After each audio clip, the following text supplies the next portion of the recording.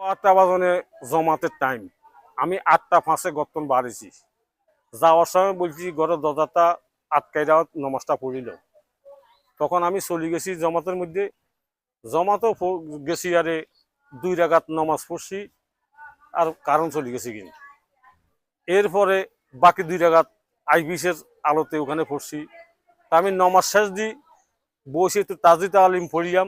এমন টাইমে আমার ওই বাইর দেওয়া নাতিয়ে যাই কয়, দাদা আপনি এগুলো বই দিয়েছেন কিল্লাই, ঘরের মধ্যে দাদিরে জবা করে দিছে কে। তখন ওখানে আমি ঠাসি হচ্ছি, আই দেখলাম আর কি এই ঘটনা।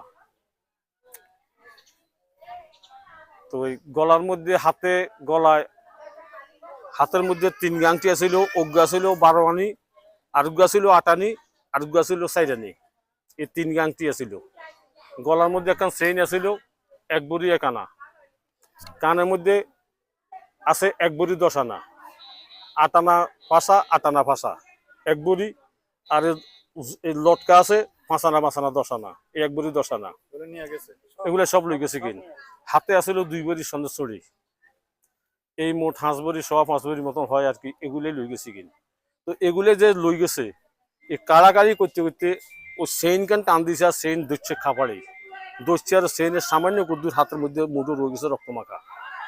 এরপরে তারা 27টা কোপ দিছে, এখানে বুকে 2 কোপ দিছে, এখানে 1 কোপ দিছে, এখানে 1 কোপ দিছে, এই ঠোঁট বাড়ে 1 কোপ দিছে, আর জামি বেড়ে 1 কোপ দিছে। তো আমার বিবেক কয় এই কোপের হরে এরা ছাদ দিছে। ছাদ দেওয়ার পরে তারা বিবেক করছে এরা তো বেক আঙ্গুর চিনে, আমরা তো এলাকার মানুষ, আঙ্গুর তো চিনছে, কাল তো কেয়ামত গড়ে হালাইব। তখনই যাই বস বডি দিয়ে জবা করেছে। বডি আমার বডি, আমার 2টা বডি ওখানে পাকঘরের মধ্যে আর কি। তখন এক কান বডি দিয়ে ওই জবাটা করছে। আমি ঘটনাস্থলে আমি দেখলাম আর কি। না না না না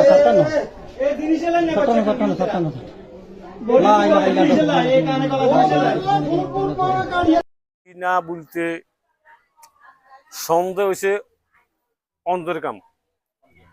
আমি এমন আছে সন্দেহ করি আমনের, হয়তো আপনার নাও থাকতে পারেন, আরো জনের কাজ করে গেছে।